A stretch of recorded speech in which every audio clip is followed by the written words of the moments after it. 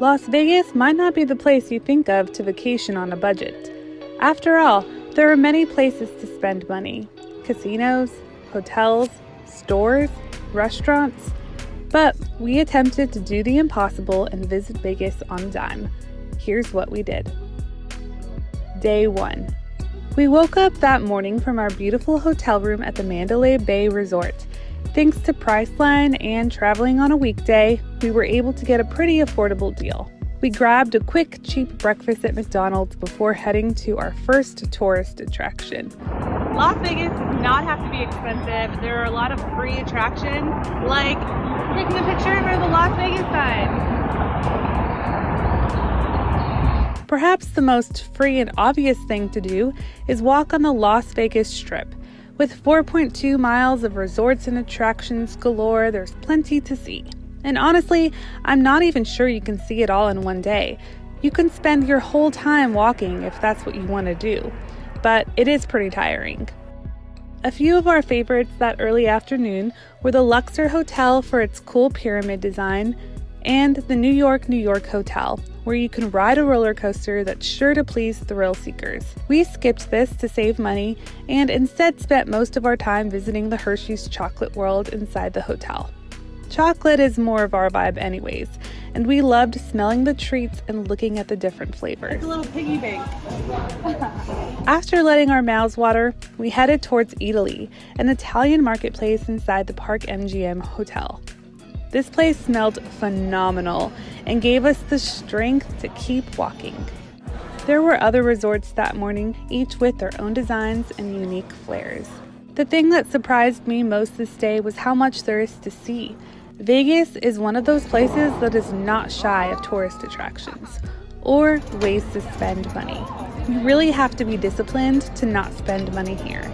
I recommend setting a budget beforehand, and that includes if you do choose to gamble. Remember that when gambling, you shouldn't gamble what you're not afraid to lose. I set a limit of $2.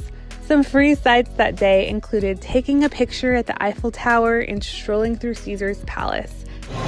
Did Caesar actually live here? My absolute favorite sight that day was the fountains at the Bellagio. It truly is a masterpiece of creativity. Who would have thought fountains would be interesting? While it's not exactly budget friendly, it's still really cool to see Allegient Stadium, and you know, if you're in Vegas, you might as well splurge on one big attraction. This is ours.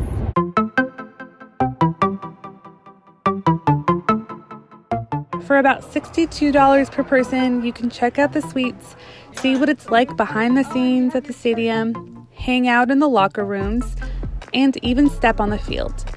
This is an amazing tour for any football fan. Afterwards, we relaxed our very tired legs at the pool. Since you're probably going to do a lot of walking, I recommend staying at a hotel with a pool just so you can have a nice place to relax for a little while.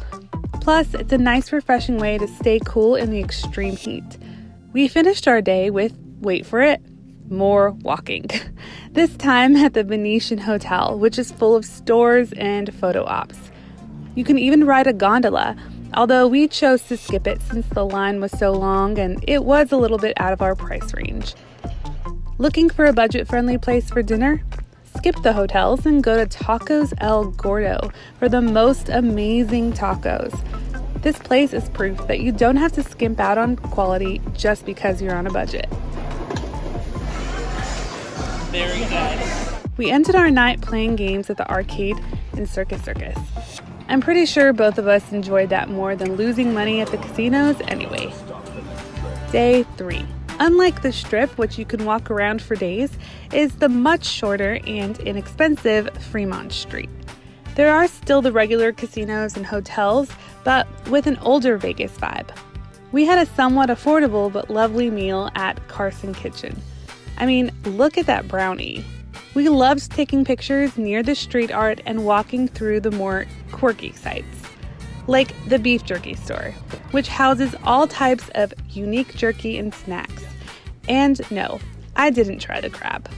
Also near Fremont Street is the Mob Museum.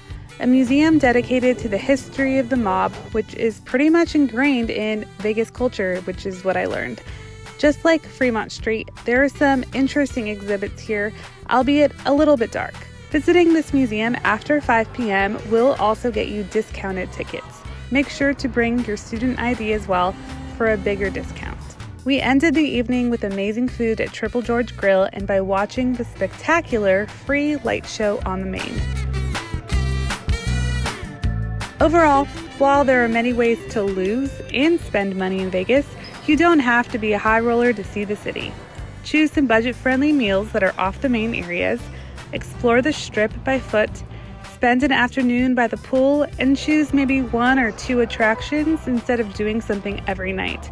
And if you really want to spend money, decide on an amount beforehand so you don't spend it all. Vegas on a budget is possible. What are some other things we missed in Vegas? Let us know down below in the comments, and I'll see you next video.